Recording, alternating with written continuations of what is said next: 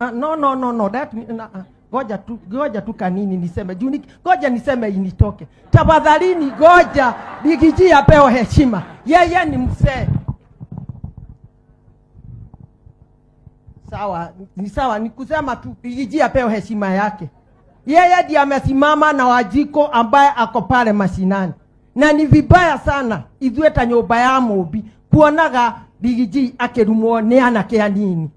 Nĩguo katiguo Karobia nĩ wateithirio na ũgĩteithio na ũgĩteithĩka no rĩu ũgacoka ũkamũcoka na thutha. Twĩnawe ana kwa ana, bako kwa bako, tutapatana kwa uwanja.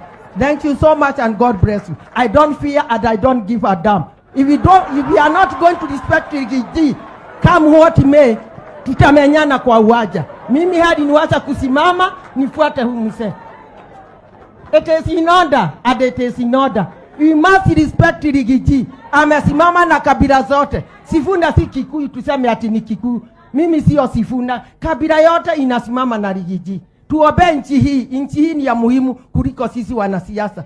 Na kila kabila inaheshimu wazee. Sisi mzee yule tunaheshimu, saa hii ni Rigiji. Na kama hakuna respect, ngoja watu wamenyane kwa uwanja. Karobia na Bogo Goji tutakutana nyinyi. Thank you. Asante.